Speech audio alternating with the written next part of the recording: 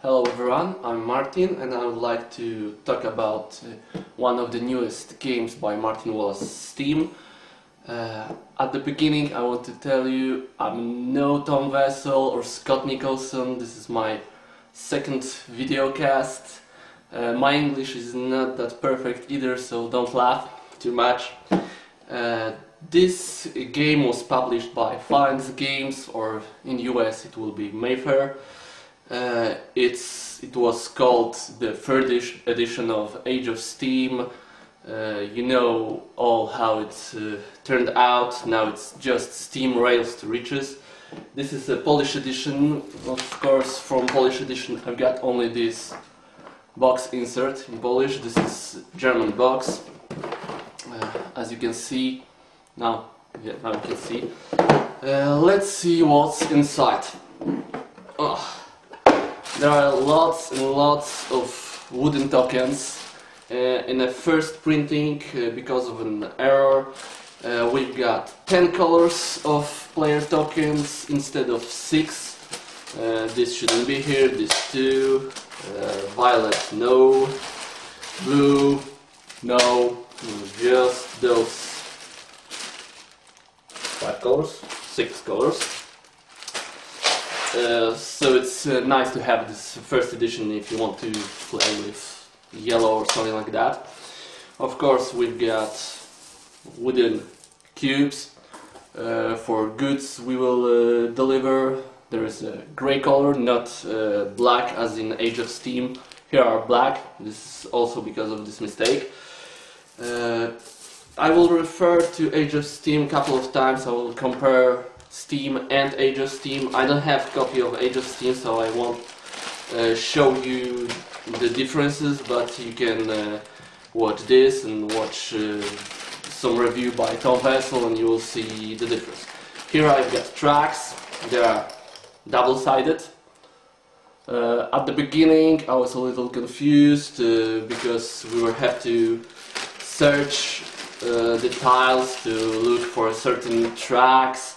But at the end of the first game, all players knew where to find what tracks, so it's a little bit confusing at the beginning, but you can used to it. Here we've got some other tokens. Here are the action tokens. In Age of Steam you were marking what action you will take in a round on the map. Now we've got those, I don't know, tokens. Here are the cities to urbanize, turn marker. Here are the little hexes for production. I will tell you about this later. And one of the biggest changes: no paper money. We've got money tokens. I don't know, I never used them because I am using those poker chips. My friend who played with those told me that they were fine. I don't know if this tiny little $1, which is used the most often, should be so small, but I think it's a lot better than paper money. Rulebook. This is German edition, I don't care about it. Here's a Polish one, which is even better printed than the German one. It's color with a lot of examples. It's on a thick paper. Most of the rulebook describes the standard game, which is to step into the Steam if someone never played it. The last 2 pages are differences between the standard game and the advanced game, and I will talk about advanced games, which is very similar to Age of Steam. And the map, which is great because we've got 2 of those.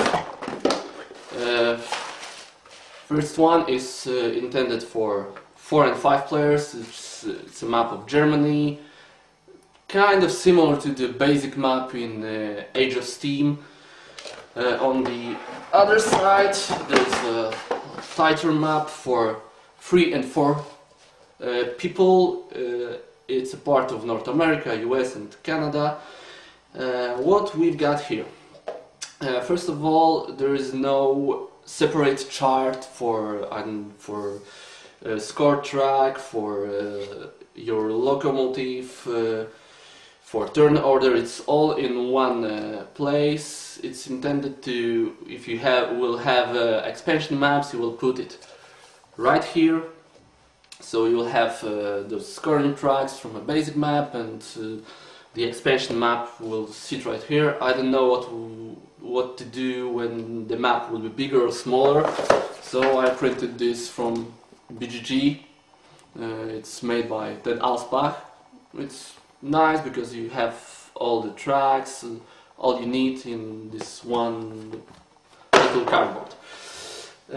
Okay, so what's the game all about? First of all, on the map we've got some cities which have color, and towns. At the beginning, some of the good cubes which we'll try to deliver will be distributed randomly on the map. Here are 2 cubes, here are 3, 2, and cubes will go also here for production. Those cubes we can use them later in a game to populate one of the cities on the map with new goods to deliver. Then players will try to deliver those cubes to different cities. Of course, purple cube have to go to the purple city, yellow cube has to go to the yellow city. Players will build tracks on the map to link those cities. Now it's time for this play this. There to mark which tracks belongs to who. And the basic idea is just to deliver cubes and earn money. First big difference between Age of Steam and Steam is separation of score track and income track. In Age of Steam it was one and the same. This is how much points you got, this is how much money you will earn. Sorry, I don't see this. Oh, no. This is how much money you will earn at the end of each round. Here there's this difference. We've got score track and income track. At the beginning of each round, players first have to decide how much debt, how much money they need for each share they want to issue of their company. They get $5, and they step back on the income track by 1. So you can take, you can have income maximum of 10 and debt of -10 at maximum. With those money, players will auction first the turn order. In those after the auction, I won't tell lots of details about this game, just to know what the game is all about. After the turn order is decided, players can, or even must, decide what actions they will take. Each action can be... Oh, where's the rest? Okay, forget about it. What action they will take. Each action can be chosen by only one player, and each of those action styles can change a little bit the course of the game. Like Engineer, thanks to Engineer, in one round you can build 4 tracks. Other players will just can build 3 tracks each. Really? Where are my tiles? Okay, I don't know. I don't like these tiles. I'm used to marking my actions like in Age of Steam by those markers. I rather mark it here on the map so everybody can see what I've got. I don't have to look who's got what. Well, I just don't like this change. After this, players will build tracks, and then they can deliver up to 2 cubes. Each player begins with level 1 locomotive. This means that they can transport 1 good cube by 1 link to another city. Link is just tracks between city and city, city and town, town and town. So at the beginning I can just transport this purple cube here and this yellow cube here, and I will earn 2 points, 1 point for each of those cubes.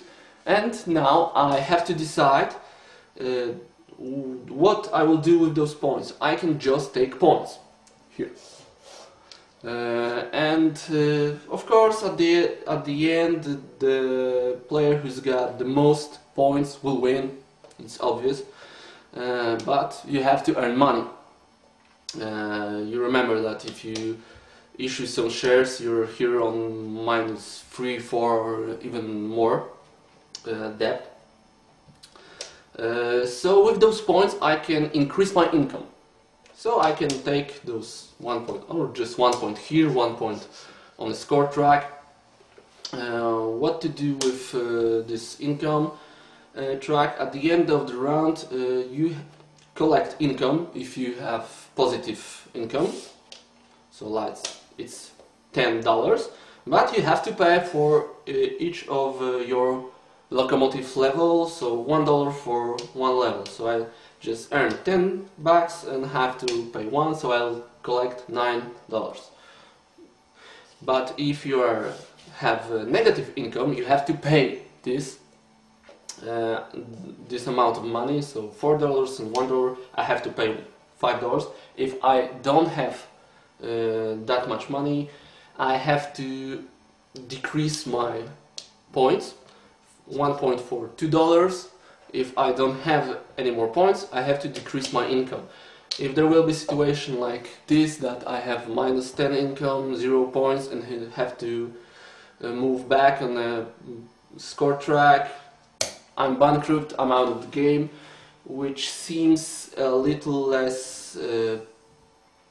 it won't happen that often as in Age of Steam. It's not that big of a threat like in Age of Steam, but the money is tight because of this separation of income and score track, and because of your maximum income of 10, you'll just, in entire game, you have to issue shares to collect money. Your income will drop down. You will have to then, again, not just score points, you will have to distribute some points into income track.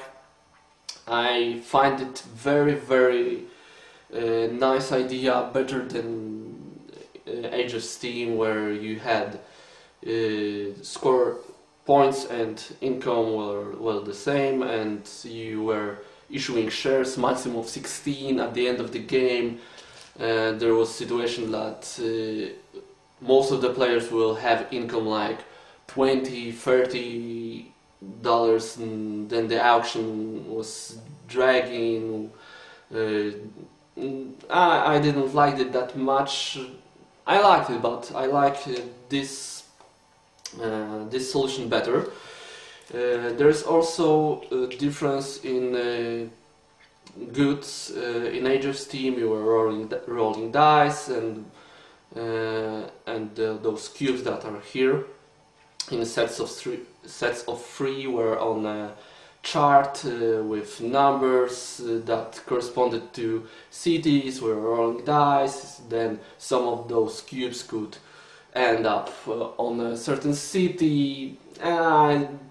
That wasn't that good, I think. Now you have production here. This one. Production action is different now. When you choose it, you can choose one of those sets and put it in one of cities, like say like this. You mark it with these little hexes because each city can be populated with goods from production only once. And this seems very interesting because you will have to carefully choose which set of those cubes to take, or you will have to watch what other players will want to take and maybe take it earlier from them. Rest of the game is basically the same. I really like it. The components are much better quality than Age of Steam. Some of my friends told me that they didn't like those chains because they're too cartoony or too cute. Well, they're nice. As I said, I won't use those styles much often, so I'll just have plain board. I really recommend this game. I like it better than Age of Steam, but I won't tell you that this game is better than Age of Steam or Age of Steam is better than Steam. I like to treat it as some version of Age of Steam's. Some map of Age of Steam change the rules of basic game, and the Steam does just like this. It changes some rules, so we've got a little bit different game than Age of Steam, but it feels like Age of Steam. It's tight, it's competitive. I like it a lot. I give it 2 thumbs up. And if you don't have Age of Steam, the newest 3rd edition, I would say you can go with Steam, unless you want to have a lot of expansions. Now you've got only those 2 maps. All basic games have rules for Steam for their expansions, so you can buy some of another maps. But at the beginning I've got those 2 maps. I still have to play the German one. I played only the US and Canada. It was great. Really play this game, buy it if you like train games and you don't have Age of Steam. If you have Age of Steam and want to have better quality components, you can think of it. Well, that's it, and see you around.